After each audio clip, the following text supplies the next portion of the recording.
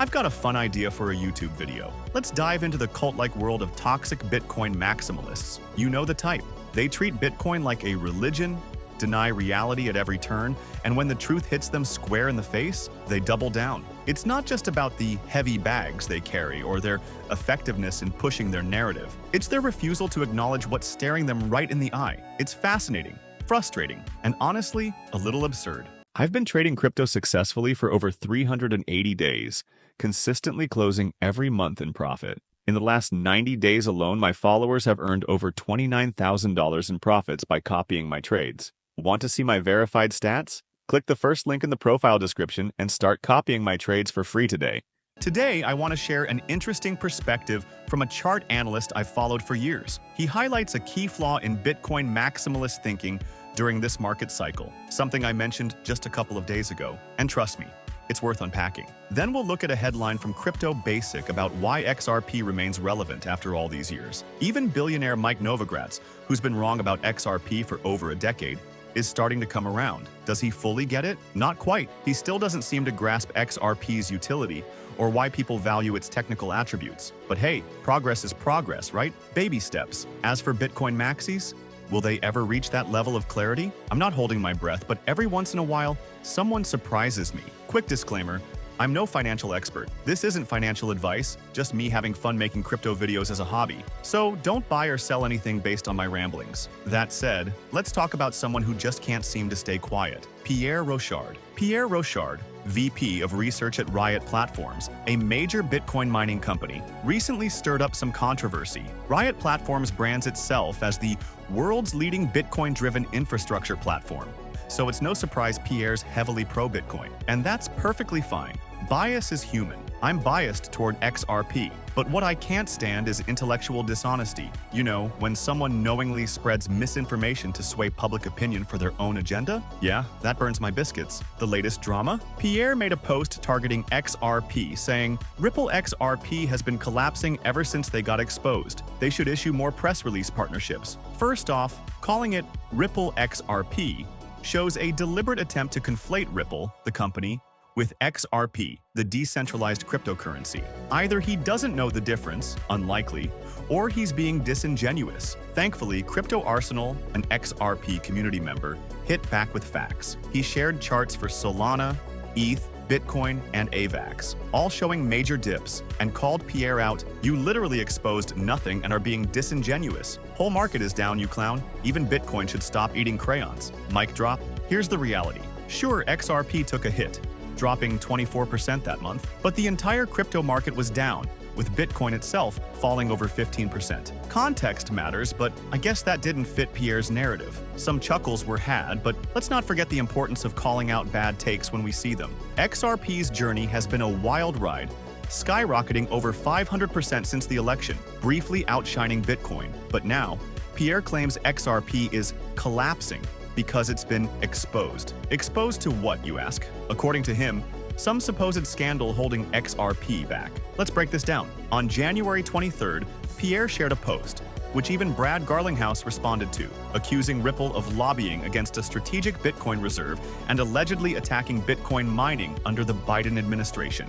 Basically, Pierre paints Ripple as a villain, throwing millions around to influence politicians and promote central bank digital currencies, CBDCs. But wait, are we really buying this narrative? Pierre, a VP at Riot, seems to believe this is the sole reason XRP's price has dropped. Seriously? Does he not realize the entire crypto market, Bitcoin included, has been under pressure? It's like he's ignoring basic market dynamics and blaming XRP for everything. Is this genuine ignorance or just intellectual dishonesty? Pierre's Bitcoin clan, or should we call it a cult, is pushing this narrative hard, but let's be real. Crypto prices don't tank because of a single tweet or post. The entire space has been struggling, and no amount of finger-pointing at Ripple changes that. This drama feels more like a distraction than anything else. And then they sold. Seriously, are we supposed to read that and go, "Oh wow, that's what happened"? How gullible does someone have to be? This is some next-level nonsense. Does he even believe what he's saying? Probably not. He's just throwing lies out there, hoping to trick a handful of people. The narrative is laughable. Now, about the so-called strategic Bitcoin reserve. Let's set the record straight. Brad Garlinghouse, in conversations with Trump, has advocated for Bitcoin. He sees value in the US holding Bitcoin as part of a national digital asset reserve. Yes, the US already owns Bitcoin, but only the kind they've seized. But treating Bitcoin as a legitimate reserve asset, that's more likely because of Brad's efforts. So, props to Brad for that, you absolute clown sticker. Brad himself responded to the criticism, highlighting that the president's America First policies, which back US companies and technologies, are increasing the chances of a crypto reserve, including Bitcoin, becoming a reality. And you know what? Here's the kicker. Pierre, yes, this guy, tried to twist things in the most absurd way possible. Since the president supports American-made cryptos, which could obviously benefit XRP, Pierre decided to call XRP not American because the XRP Ledger Foundation is based in Estonia. I'm not joking. It's like saying a burger isn't American because the ketchup is imported. The mental gymnastics here are Olympic level. Look it up if you need a good laugh. It's almost comical how threatened some people are by XRP. Take this guy. He's absolutely losing it. Completely rattled by XRP's success. And honestly, he should be. XRP delivers what Bitcoin only dreams of. It does what Satoshi Nakamoto wished Bitcoin could do, but Bitcoin just doesn't scale. It never has, and it never will, not on layer 1. Here's the thing about XRP. It's decentralized. Anyone, anywhere in the world can create an organization and call it the XRP Ledger Foundation, or XRP Group, or whatever they like. Incorporate it in any country, it doesn't make XRP native to that place. And yet, this guy runs with false claims, shouting them like they're gospel truth. It's laughable, really. He's a liar, plain and simple, and his desperation is showing. I've seen my fair share of toxic Bitcoin maximalists with flimsy arguments, but this is next level. It's almost impressive how low he's gone. His paranoia is palpable. Honestly, it's entertaining to watch someone unravel like this. Now, shifting gears, I want to highlight something from a brilliant chart analyst I follow. This Bitcoin dominance chart really puts things into perspective. It's worth a look. Let's see how this narrative unfolds as the XRP momentum keeps building. Grab some popcorn. 2 days ago, a screen grab surfaced showing Bitcoin dominance at 61.49%. It was shared by Tech Lead, a former Google employee now at Meta, with his 66,200 followers. Let's be real. Someone with that resume isn't a fool. But then you see posts like this and you have to wonder, is he being disingenuous? Or has he drunk so much of the crypto Kool-Aid that he actually believes it? If it's the latter, he's in for a rude awakening by the end of this cycle. Here's what he wrote. Bitcoin dominance is soaring. We're seeing Bitcoin decouple from Ethereum, Solana, XRP, and other cryptos. Every Ethereum rally is rejected with volatility, followed by outflows to Bitcoin. Solana's gains are converted into Bitcoin dominance. The market is clear.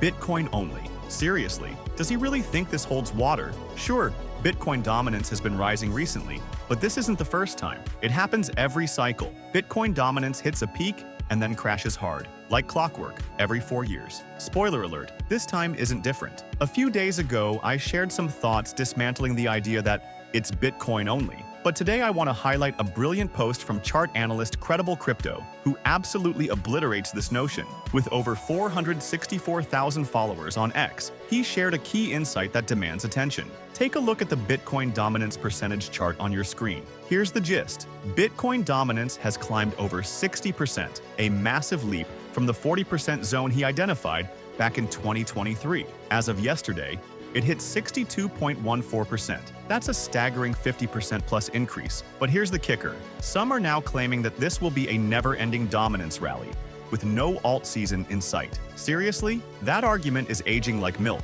Credible Crypto calls it out perfectly. Bitcoin dominance always rises during strong runs, but it never climbs endlessly. History shows us a clear pattern. Bitcoin surges, people take profits, and then funnel those gains into altcoins. That's how alt seasons are born. Eventually, Bitcoin cools off, every 4 years, like clockwork. The idea that this time is different misses the mark entirely. Bitcoin dominance doesn't just keep climbing forever. Profit-taking is inevitable, and when it happens, altcoins will shine again. So let's stop acting like the market has suddenly rewritten its rules, because it hasn't. Bitcoin dominance. It's a story as old as the market itself. It rises, it crashes, and the cycle repeats. Yet every time we hit an extreme, people start shouting, "This time is different." Funny how those voices are always loudest at the top, right? Where were they when dominance was 30% lower? Quiet, crickets. But now, with Bitcoin dominance soaring, everyone's convinced it'll stay this way forever. Spoiler alert, it won't. Markets find bottoms, markets find tops. It's the same tale we've seen with XRP. When it hit rock bottom against Bitcoin in 2024, I kept saying, this is undervalued. The market will correct. And it did. XRP outperformed for months. The same principle applies to Bitcoin dominance. Nothing goes up forever. For dominance to climb endlessly, you'd have to believe Bitcoin is the end-all be-all, that everything else is obsolete. But let's be real. Bitcoin is the least technologically advanced coin out there. It was first, sure, but that doesn't mean we ignore the innovation happening elsewhere. To think the market will disregard the potential of other coins, that's just nonsense. Credible crypto said it best. The trend continues until it doesn't. Dominance might climb higher, but history tells us it will reverse. And when it does, get ready for alt season. Sub 40% Bitcoin dominance is coming again. It's just a matter of time.